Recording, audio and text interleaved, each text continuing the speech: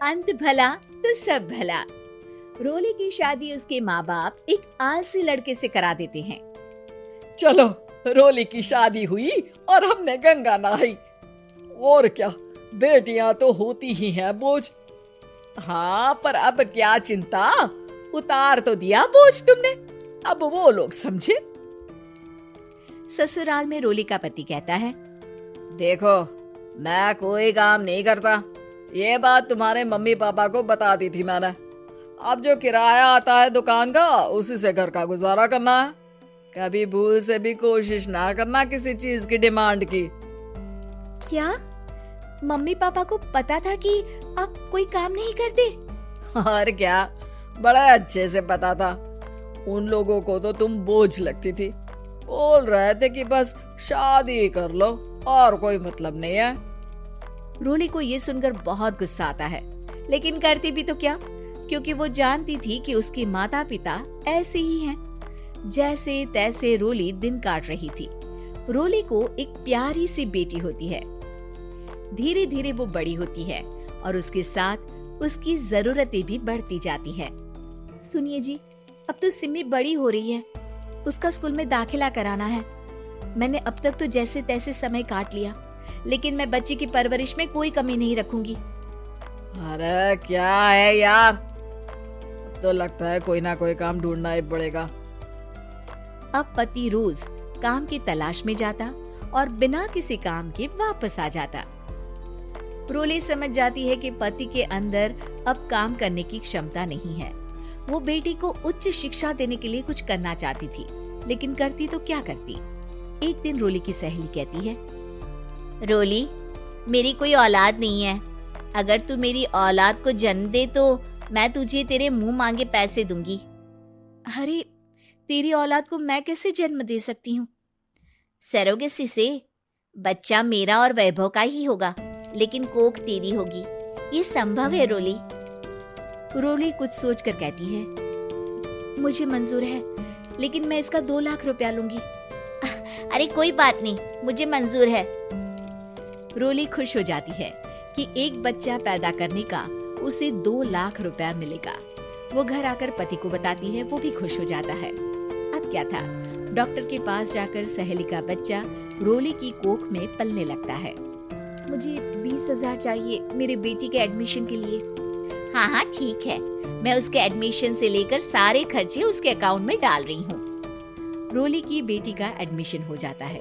रोली को लगता है कि वो अब सब कुछ ठीक कर देगी। दिन और महीने आगे बढ़ते हैं। अब एक दिन, एक बात कहूँ जी, काश इस बच्चे को मैं रख पाती। मैं अब इससे काफी जुड़ गई हूँ। अरे यार, पता नहीं किसका बच्चा है, अपने पास है ना अपनी मुन्नी। हाँ, लेकिन अब मैं भी इस बच्चे से जुड़ाव फील करने लगी हूँ। लेकिन मैं ये जानती हूँ कि ये मेरा बच्चा नहीं है।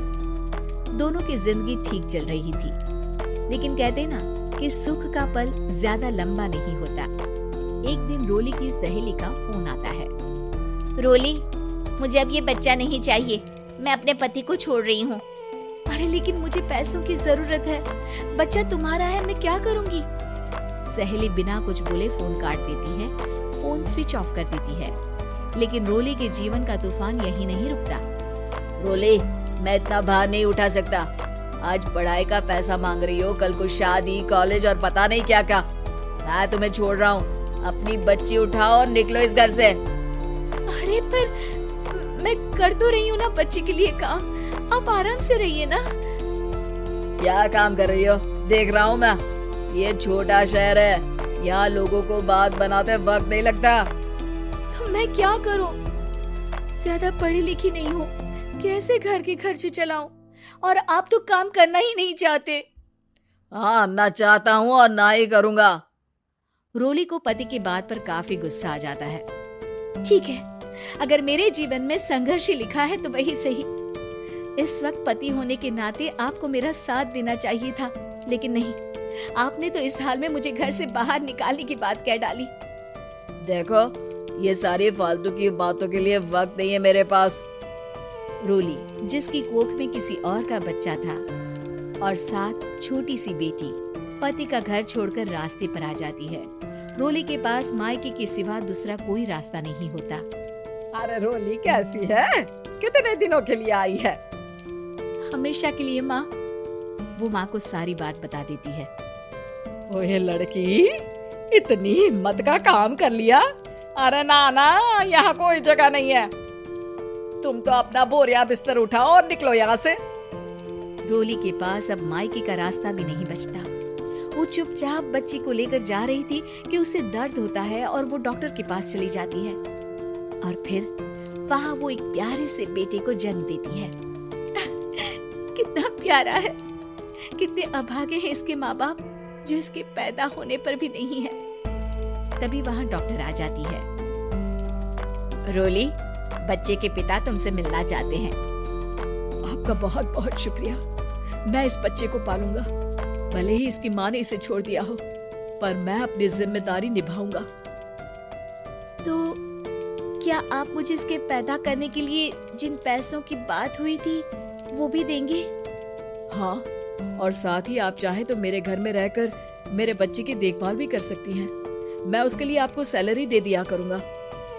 रोली को लगता है कि जैसे भगवान ने उसके लिए सुकून का रास्ता खोल दिया। वो अब मुकेश के साथ उसके घर चली जाती है, जहाँ रहकर वो उस बच्चे की देखरेख करती है। अब मुकेश के घर को रोली अच्छे से संभाल लेती है। उसके लिए खाना बनाने से लेकर बच्चों की देखभाल और घर की देखरेख। धीरे धीरे मुकेश को रोली से प्यार हो जाता है। रोली, तुम्हारी बेटी और मेरा बेटा बिल्कुल भाई बहन की तरह साथ रहते हैं। हाँ, आखिर है तो एक ही कोख के बच्चे, अटैचमेंट तो होगा ही ना। रोली, तुमने घर और मुझे दोनों को संभाल लिया। ये तो मेरा काम है। आपने भी तो मुझे छत दी जिससे मैं अपनी बेटी की पढ़ाई और भविष्य के लिए पैसे जोड़ सकूं। रोली, क्या तुम मुझसे शादी करोगी? अब मैं जानता हूँ तुम्हारी भी शादी कुछ खास अच्छी नहीं रही। रोली को मुकेश की बात ठीक लगती है। वो उसे हाँ बोलने की सोच ही रही होती है कि उसके पहले पति का फोन आ जाता है। रोली, मैं बहुत परेशान हूँ। मेरा एक्सीडेंट हो गया है। मैं चाहता हूँ तुम वापस आ जाओ। रोली को पुराने पति की चिंता होने लगती है। वो सोचती है कि वो क्या कर रही थी। हाँ ठीक है, मैं आ रही हूँ। हाँ रोली, आ जाओ, लेकिन बच्ची को कहीं हॉस्टल में छोड़कर आना, क्योंकि मैं नहीं चाहता कि हम लोगों के बीच फिर से वो सारी बातें हो। रोली को समझ आ जाता है कि पति आज भी सुधरा नहीं है। वो पति के पास जाने से इनकार कर मुकेश को हाँ कर देती है।